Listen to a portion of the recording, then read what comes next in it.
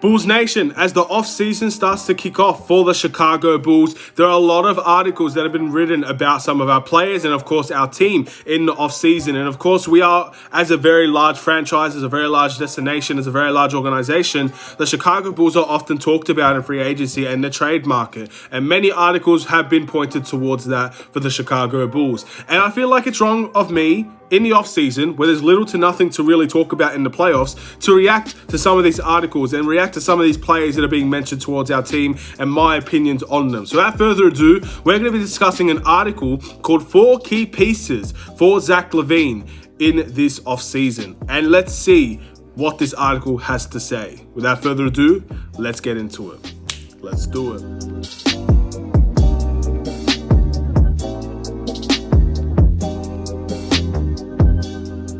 What's going on, everybody? It's the Aidan Sports Show, and welcome back to another video. Today, we've got a Chicago Bulls related video, and this one is reacting to an article that is called 4 Key Pieces to Support Zach Lavine. Obviously, Zach Lavine, our best player, our all-star, is willing and able to commit to the Chicago Bulls long-term, and in the end, can we provide the help for him, Nikola Vucevic, and the rest of our players to get into the playoffs and to try to compete every single night. But before we get started, please like and subscribe to the Aidan Sports Show YouTube channel, turn notifications on, and let me know in the comments below who would you like to see as key pieces supporting Zach Lavine going into next season. Now, I do have to say, with every article comes a lot of rumors, speculation. Obviously, these are opinion pieces, and this is my opinion on all of these players. So these do not be taken as 100% going to happen, 100% not going to happen. These are just rumors and opinions,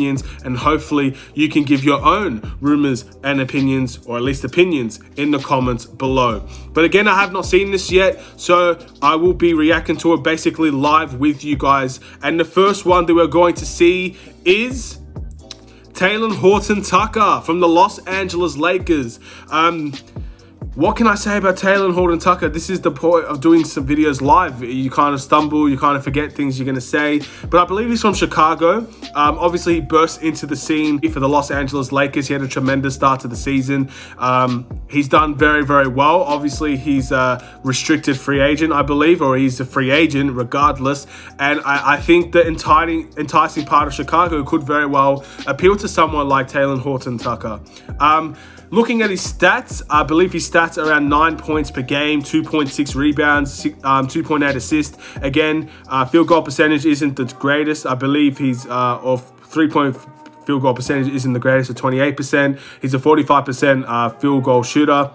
Ultimately, this would be a bench player, I would assume. I don't think he's going to be coming to the Chicago Bulls ready to start. Obviously, he won a championship last season as well. But again, he bursted onto the scene, and he's been one of the most important Lakers players for them. And he's definitely someone that I think could be very, very keen on moving to Chicago, going to Chicago, playing for Chicago. And also, he could be very an interesting piece to bring off of our bench. Obviously, he knows how to score. He's a good slasher. He would obviously, I think, would improve his stats on the Bulls. He'd have more opportunity for us. Yeah, and he's a really young player, man. I think he could do some tremendous things. Again, he's only 20 years old. He has tremendous upside on his side, and again, the potential is limitless with someone like Talen Horton-Tucker. He could be a role player for the rest of his career, like he currently is on the Lakers, or if he goes to another team, he could be well and truly a starter. He could well and truly be averaging those points and those rebounds and those assists that makes him a really good starter in this league, or even beyond that. So, in terms of bringing someone like him in, I think he would suit Zach Lavine a lot. I think he would suit this team a lot, and that's something I'd be very much interested in doing. So I would say, let's try and see if we can get that going. Let's see if that's a possibility in the future. It's only up to the Bulls. We're gonna have to wait and see. The next one is going to be Frank Ntilikina. Oh no! All right, I need to talk about Frank Ntilikina. First of all, I don't really know how to say his name, so I'm going to just call him Frank. Obviously, he's French. He plays for the New York Knicks. To be honest, this is not someone I'm particularly interested in joining to the Chicago Bulls, and I'll give you a reason why. But I do want to give praise to these players. Again, they're in the NBA for a reason. They do their thing, and they're known for what they're known for. Frank Ntilikina, I believe, only averages around 2 points per game. He's not there to be a scorer. He's not playing for New York to be a dynamic scorer for the team. He's not someone that's going to give you 30 every night. He's not someone that's going to be an offensive firepower weapon. And maybe when he's playing, he's a liability on offense. But of course, he's an elite point guard. He's an elite defender, and I think that's what this article is trying to lean towards. He's a fantastic perimeter defender. He can defend the interior as well, and he brings a lot of effort on the defensive end, which is obviously something that we lack. That's the positive about Frank Ntilikina. But something that needs to be said here is if we're going to target players like Frank, if we're going to target players that are only known for their defense, why could we not keep Chris Dunn? That's the first thing that comes to my mind. We're just getting another Chris Dunn on this team, someone that brings a lot of effort defensively, someone that is a pit bull mentality on the defensive end, and he has a little bit more to say on his offensive side as well. In my opinion, we need to bring in players that has quality on both sides of the ball. We need someone that's quality offensively. We need someone that's quality defensively. We don't necessarily need someone that's really one-sided. And that's what I see with Frank. And again, I could be wrong on that. But that is the one really important thing to be said about someone like him. Will he bring something to this team? I think he will. Defensively, he's very big. He's very important to any team that he'll play for because he has a lot to say on that defensive end. He's a very tough player. But in terms of the offensive end, I don't think we should be signing one-sided players. We need to be versatile. We need to have players that could do a lot of things on the court, and I don't think Frank Ntilikina is going to be that type of guy to give you buckets on occasion. And I just don't think that's something we need to be trusting in. Moving on into the second piece, Lonzo Ball.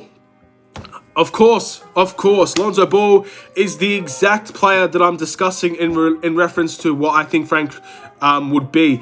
In terms of Lonzo Ball, he's an offensive weapon. He's a catch and shoot player. He can cut to the ring, and defensively, he's very, very tough on the defensive end. He's one of the better point guard defenders, and that is very important. That is something that I'm talking about when it comes to being a viable defensive presence while also being a capable offensive presence. He's a terrific playmaker as well. Lonzo Ball is, in my opinion, even though he might not suit us as much now as he did when Wendell and Otto were here, Lonzo Ball is the perfect point guard for the Chicago Bulls in my eyes. We need someone that knows how to play defense. He knows how to play defense. We need someone that's a good facilitator to limit those turnovers. Again, Kobe White has done very well in that over the past month, but that's another player that comes into this team and could be a viable playmaker on this team.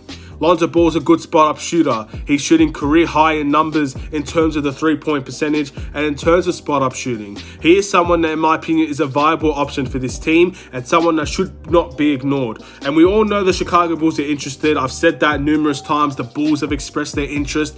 It's very easy to understand why we're interested in Lonzo Ball. But the question is, will that interest turn into something? Do the Pelicans want to get rid of him? Do the Pelicans want to keep him? And do the Bulls have enough to try and secure Lonzo Ball? That's all the questions that will be answered later on. And hopefully, fingers crossed, a player like Lonzo Ball could be on our team by next season.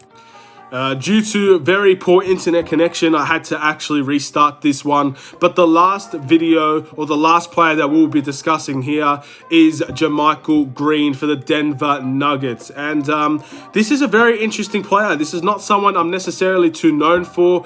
I know more about. He's 6'8", 230 pounds. He's 30 years old. And he's that forward, power forward, small forward type of player. Can play small ball center as well. And he's doing well for the Denver Nuggets, to be fair. I think he's been a great acquisition to them. And that could definitely be something that the Chicago Bulls can consider. But in my opinion, this is another piece that I don't necessarily think is needed. He's versatile. He can do a lot of things on the floor. But I feel like in terms of what we have and what we can pursue, I feel like Daniel Tice is a better option than Jermichael Green. I feel like Thaddeus Young is a better option than Jermichael Green at this point in time. So I don't think this is a player that I would necessarily want to, pursue. But many people believe Jermichael Green is better, and maybe he is better. But I think we do have enough in that position. I think we have capable players in that position as well that could really end up doing well for us over a player like Jermichael Green. And again, we have a lot more other areas to focus on. We could still keep Larry Market in this offseason. So in terms of that position, I think we're set in that position. I don't think we need another player that could be in that position. But he can play small ball center. Maybe that is something we could look into as well. But in my opinion, I think we should stay away from Jermichael Green. He's doing very well for Denver. He's in a very good spot in Denver. He's playing playoff basketball. In my opinion, I don't think he would want to come here. But in the end, he just might. And we're going to have to wait and see what exactly could be that piece around Zach Lavine, what he could be with Denver, what could he be for the Bulls. Again, all of that we can wait and see on, but I don't think that's someone we should be targeting specifically. Thank you guys so much for watching. Please like and subscribe if you're new. Have a wonderful and safe day. If you like these types of videos, if you like me reacting to these, in the end, I don't really have a proper YouTube setup. This is a phone, this is me, and again, a lot of editing in terms of making this look somewhat decent. So hopefully, if you want to see more, please let me know in the comments below. Have a wonderful and safe day. I enjoyed this video. I hope you did too. Take care and peace.